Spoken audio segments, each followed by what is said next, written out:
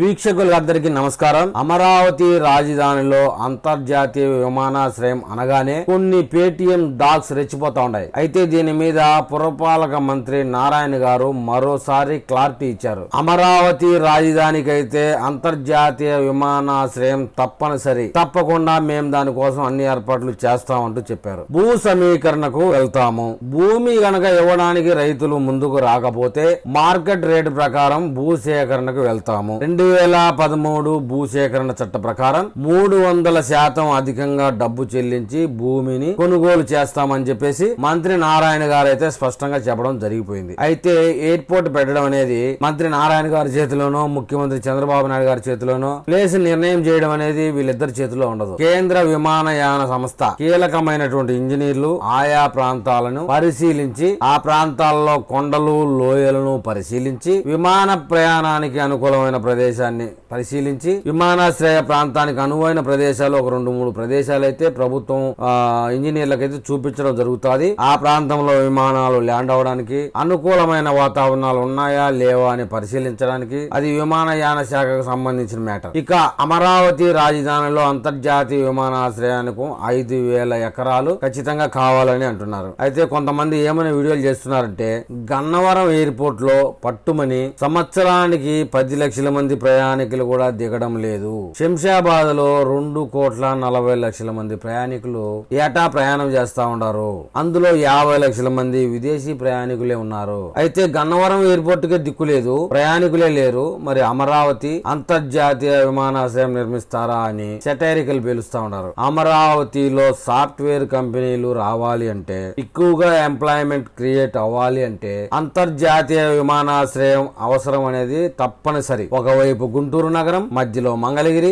అమరావతి రాజధాని, విజయవాడ వెస్ట్ ప్రాంతానికి కూడా అనుకూలమైన అంతర్జాతీయ విమానాశ్రయం అయితే నిర్మించబోతా ఉన్నారు. అందులో అయితే ఎలాంటి అనుమానాలు లేవు. వీటన్నిటికీ అనువైన ప్రదేశంలో ముఖ్యంగా తాడికొండ మండలంలో అంతర్జాతీయ విమానాశ్రయం రాబోతా ఉంది అని చెప్పేసి ప్రగాఢంగా అక్కడ ప్రజలు, రాజకీయవేత్తలు కూడా నమ్ముతా ఉన్నారు. అటు గుంటూరు నగరంలో ఉన్న 7-8 లక్షల మంది ప్రజలకి, మంగళగిరిలో ఉన్న 2 లక్షలు, తాడేపల్లి, విజయవాడ వెస్ట్ ప్రాంతాల్లో ఉన్నటువంటి అందరికీ, ఉన్నవారందరికీ చాలా అనుకూలంగా 20 నిమిషాల్లోనే అంతర్జాతీయ విమానాశ్రయానికి చేరుకునే విధంగా ఏర్పాటైతే చేయబోతా ఉన్నారు. ఇక అమరావతి రాజధానిలో పెట్టుబడి పెట్టే వాళ్ళు నేరుగా అమరావతి చేరుకునే విధంగా, నేరుగా విమానాశ్రయంలో దిగి అమరావతికి 10 నిమిషాల్లో చేరుకునే విధంగా అంత అనుకూలంగా అంతర్జాతీయ విమానాశ్రయాన్ని నిర్మించబోతా ఉన్నారు. కేంద్రం నుంచి వచ్చిన బృందాలు ఇప్పటికే 3 ప్రాంతాలను పరిశీలించడం జరిగింది అంటున్నారు. మేడిచెర్ల ప్రాంతంలో పరిశీలన జరిగింది, తాడికొండ ప్రాంతంలో కూడా పరిశీలన జరిగింది, అమరావతి మండలాన్ని కూడా పరిశీలించడం జరిగిందట.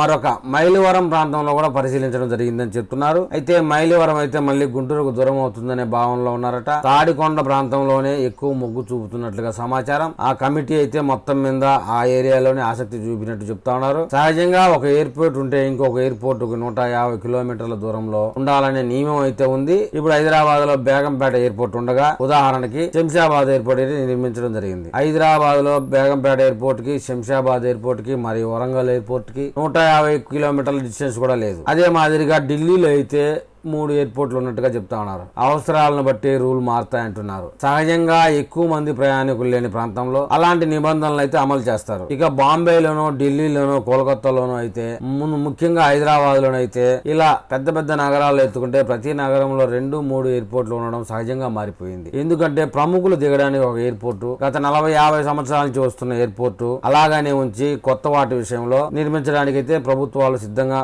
సన్నాహాలు చేస్తా ఉన్నాయి. అమరావతి రాజధానిలో కూడా అంతర్జాతీయ విమానాశ్రయం ఈ కోవలేకే వస్తుంది. అయితే రైతులకైతే అన్యాయం జరగకుండా ఆ ప్రాంతంలో ఇప్పుడు ధర పలుకుతున్నటువంటి విధానం ప్రకారం ప్రభుత్వం అదనంగా డబ్బు చెల్లించి భూసేకరణ చేస్తే పెద్దగా రైతుల నుంచి ఇబ్బంది ఉండకపోవచ్చు. అంటే 5,000 ఎకరాలంటే దాదాపుగా 10-12 గ్రామాల నుంచి సేకరించాలి. అంత ప్రాంతంలో ఎయిర్పోర్ట్ అయితే వస్తుంది కాబట్టి రైతులకైతే అన్యాయం జరగకుండా చూడాలి. చాలా ముఖ్యమైన విషయంగా ఆ ప్రాంత రైతులు చెప్తా ఉన్నారు. ఎందుకంటే రైతులు అనే వాళ్ళు భూమి లేకపోతే రాజధాని లేదు, ఎయిర్పోర్ట్ లేదు, రైల్వే స్టేషన్ లేదు, అసలు రాజధాని అనేది లేదు. రైతులైతే భూమి కోల్పోయినప్పుడు జీవిత కాలంలో వారు ఎలాంటి ఇబ్బందులు పడకుండా మంచి ధర చెల్లించి భూమి సేకరించాలని అక్కడ రైతులైతే కోరుకుంటున్నారు. మరి ఈ వీడియో మీద అమరావతి రైతుల అభిప్రాయం మీద తెలుగు ప్రజలు ఏమని కామెంట్ చేస్తారో చూద్దాం.